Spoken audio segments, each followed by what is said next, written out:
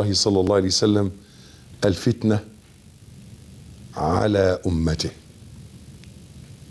قال رسول الله صلى الله عليه وسلم: إن أمتكم هذه جعل عافيتها في أولها وسيصيب آخرها بلاء وفتن، فمن أراد أن يلقاني على الحوض فلتأتيه منيته وهو لا يشرك بالله شيئا، وليأتي إلى الناس مثل الذي يحب أن يؤتى إليه. هذا رسول الله صلى الله عليه وسلم يخشى على أمته الفتنة. قال: إنه من يعش منكم بعدي فسيرى اختلافا كثيرا، ولكن كيف إن جعل بين الأمة والفتنة باب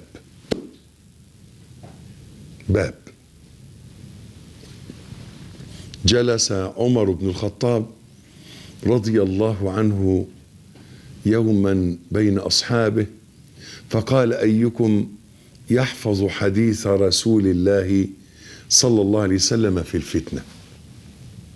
فقال حذيفة بن اليمان: أنا أحفظه كما قال.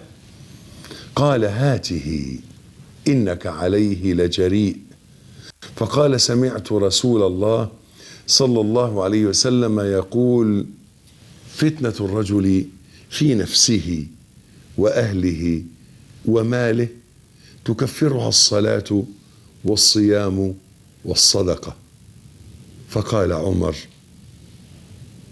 ليس عن هذا أسألك، رضي الله عن عمر، إنما أسألك عن الأخرى التي تموج كموج البحر. فقال: ما لك أنت ولها يا أمير المؤمنين؟ إن بينك وبينها بابا مغلقا. فقال عمر رضي الله عنه: أيكسر هذا الباب أم يفتح؟ قال: بل يكسر. قال: ذلك حري ألا يغلق بعدها أبدا.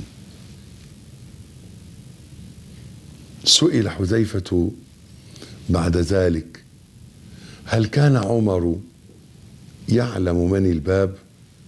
قال: نعم، عمر هو الباب، لقد حدثته حديثا ليس بالأغاليط، حديث صدق.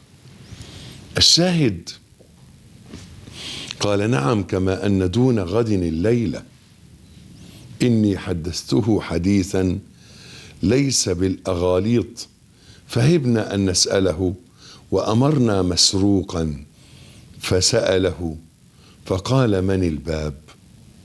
قال عمر: هذا عمر رضي الله عن عمر، كان بابا بين الأمة وبين الفتنة، فلما كسر الباب دخلت الفتن على الأمة. عمر كانت تهابه حتى الشياطين. عن سعد بن أبي وقاص قال: استأذن عمر على رسول الله صلى الله عليه وسلم وعنده نساء من قريش يكلمنه ويستكثرنه عالية أصواتهن، فلما استأذن عمر قمنا يبتدرن الحجاب، فأذن له رسول الله صلى الله عليه وسلم ورسول الله يضحك، فقال عمر: أضحك الله سنك يا رسول الله. فقال رسول الله صلى الله عليه وسلم: عجبت من هؤلاء اللاتي كن عندي، فلما سمعنا صوتك ابتدرنا الحجاب. فقال عمر: أنت يا رسول الله أحق أن يهبنا، يعني المفروض يخافوا منك أنت أكتر صلى الله عليه وسلم. ثم قال عمر: أي عدوات أنفسهن أتهبنني ولا تهبن رسول الله صلى الله عليه وسلم؟ قلنا: نعم، أنت أغلظ وأفظ من رسول الله صلى الله عليه وسلم. قال رسول الله صلى الله عليه وسلم: والذي نفسي بيده ما لقيك الشيطان قط سالكا فجا إلا سلك فجا غير فجك. والحديث في صحيح مسلم. هكذا إذا سلك ابن الخطاب فجا سلك الشيطان فجا غير فجه. سبحان الله العظيم. حتى الشيطان يخشى عمر،